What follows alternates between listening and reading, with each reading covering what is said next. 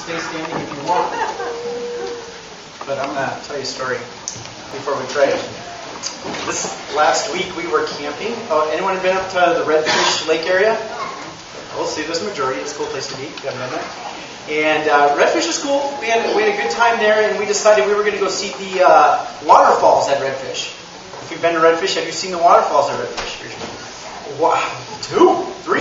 All right, so, well, we had taken the boat ride over, and it was early that morning, and we got to the other side, and we looked at the map, that they have posted, and showed where the trail went, and so we headed off on our way.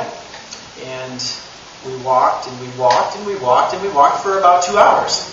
And it was only supposed to be like maybe a mile in, maybe a mile or so to this. And I'm like, there's something wrong. And we had to be back to the boat by 12 o'clock. And so I was like, we better keep going back. And so we started running back and had got to the bottom, and we're tired and hadn't seen the falls, and we're a little bit disappointed and kind of not happy about that. It was hot, as it was hot down here. And my father-in-law, who was with me, he's like, hey, anyone lose a black case? And I was like, oh yeah, I've got like one of them little porta potty shovel things, you know what I mean? So if nature calls, you have something to bury and stuff. And so I was like, that's it. And I was like, oh no. I was like, that means something else has gone in there. And because it was on top, and apparently with all the running, the zipper came open and my car keys fell out. Wow. So the 2 hours up and the hour sprint back meant that I had to go back up the mountain to look for my keys. And they could be anywhere. You're running, there's rocks, there's all kinds of stuff. And I really didn't want to go. I did not want to go. I was like, I will hotwire the car. And they're like, no, you got to go get it. You got to get the keys. And I'm like, okay, fine. So we headed back up the trail. And as we started to head back up the trail, we realized that we had taken the wrong trail in the first place. Because there was another little sign right there that we just didn't read that said the falls were that way, and we had gone completely in the wrong direction. And so that was a little discouraging, and it was hot. And so not only did you have to walk back, I had to walk all the way back up to where I just came from.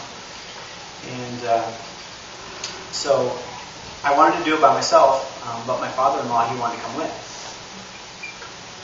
And I didn't want him to come with. And he's a nice guy. But I was already perturbed and turked, and I was like, I don't want to go with.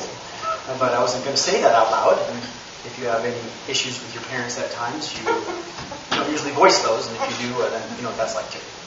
And so, but we went up, and he'd been going through a house situation and camper not working kind of stuff, and I knew that he probably needed a vent, but I wasn't in the mood to listen.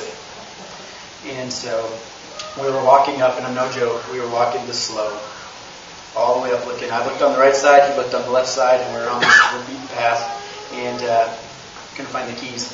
And every so often he'd stop and say, well, stop a second. He'd have to tell me a story about how God helped him find things. And I mean, God's helped me find things I've lost before, and then I'm like, yeah, I know, but we just got to look for it right now. I know He'll help us. And so I'm getting a little more frustrated, getting hotter and hotter, and we get to a point, and I couldn't believe it when my keys were sitting on a rock in the middle of the whole path, which meant someone before me had come up, grabbed them and set them on there, because there's no way they'd be right here, perfect. And so I was like, whoo, and we were praising the Lord, and I made it a little bit better on the way down, and came back, and, well, I tell you that story this morning because I guess there's just a lot of life application when it comes to prayer.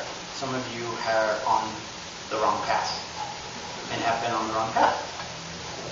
Some of you are frustrated, as I was, that you haven't found what you're looking for.